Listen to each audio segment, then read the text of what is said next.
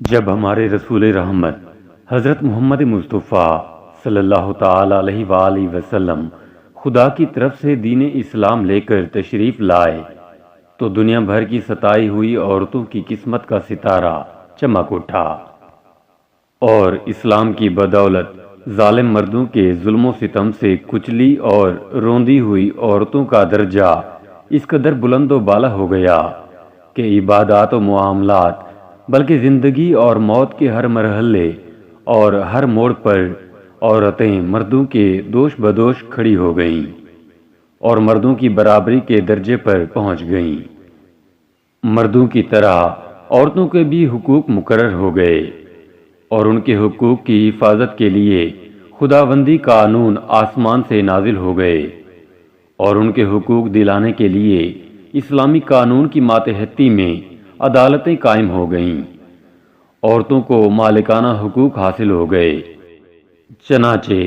عورتیں اپنے مہر کی رقموں، اپنی تجارتوں، اپنی جائیدادوں کی مالک بنا دی گئیں، اور اپنے ماں باپ، بھائی بہن، اولاد اور شوہر کی میراثوں کی وارث قرار دی گئیں۔ غرض وہ عورتیں جو مردوں کی جوتیوں سے زیادہ ذلیل و خوار اور انتہائی مجبور و لاچار تھیں، وہ مردوں کے دلوں کا سکون اور ان کے گھروں کی ملکہ بن گئیں۔ چنانچہ قرآن مجید نے صاف صاف لفظوں میں اعلان فرما دیا کہ خلق لکم من انفسکم ازواجا لتسکنوا الیہا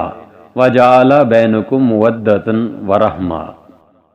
اللہ نے تمہارے لیے تمہاری جنس سے بیویاں پیدا کر دیں تاکہ تمہیں ان سے تسکین حاصل ہو، اور اس نے تمہارے درمیان محبت و شفقت پیدا کر دی۔ اب کوئی مرد بلا وجہ نہ عورتوں کو مار پیٹ سکتا ہے، نہ ان کو گھروں سے نکال سکتا ہے، اور نہ کوئی ان کے مال و اسباب یا جائیدادوں کو چھین سکتا ہے، بلکہ ہر مرد مذہبی طور پر عورتوں کے حقوق ادا کرنے پر مجبور ہے۔ چنانچہ خداوند قدوس نے قرآن مجید میں ارشاد فرمایا کہ وَلَهُنَّ مِثْلُ الَّذِي عَلَيْهِنَّ بِالْمَعْرُوفِ، عورتوں کے مردوں پر ایسے ہی حقوق ہیں جیسے مردوں کے عورتوں پر اچھے سلوک کے ساتھ، اور مرد کے لیے فرمان جاری فرما دیا کہ وَعَاشِرُوهُنَّ بِالْمَعْرُوفِ،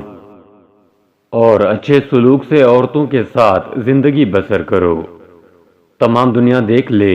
کہ دین اسلام نے میاں بیوی کی اجتماعی زندگی کی صدارت اگرچہ مرد کو عطا فرمائی ہے، اور مردوں کو عورتوں پر حاکم بنا دیا ہے،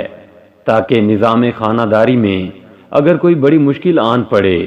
تو مرد اپنی خداداد طاقت و صلاحیت سے اس مشکل کو حل کر دے۔ لیکن اس کے ساتھ ساتھ جہاں مردوں کے کچھ حقوق عورتوں پر واجب کر دیے ہیں، وہاں عورتوں کے بھی کچھ حقوق مردوں پر لازم ٹھہرا دیے گئے ہیں۔ اس لیے عورت اور مرد دونوں ایک دوسرے کے حقوق میں جکڑے ہوئے ہیں، تاکہ دونوں ایک دوسرے کے حقوق کو ادا کر کے اپنی اجتماعی زندگی کو شادمانی و مسرت کی جنت بنا دیں، اور نفاق و شقاق اور لڑائی جھگڑوں کے جہنم سے ہمیشہ کے لیے آزاد ہو جائیں۔ عورتوں کو درجات و مراتب کی اتنی بلند منزلوں پر پہنچا دینا، یہ حضور نبی رحمت صلی اللہ تعالی علیہ وآلہ وسلم کا وہ احسان عظیم ہے کہ تمام دنیا کی عورتیں اگر اپنی زندگی کی آخری سانس تک اس احسان کا شکریہ ادا کرتی رہیں، پھر بھی وہ اس عظیم الشان احسان کی شکر گزاری کے فرض سے سبکدوش نہیں ہو سکتی۔ سبحان اللہ! تمام دنیا کے محسن اعظم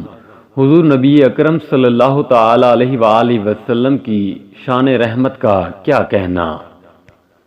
وہ نبیوں میں رحمت لقب پانے والا،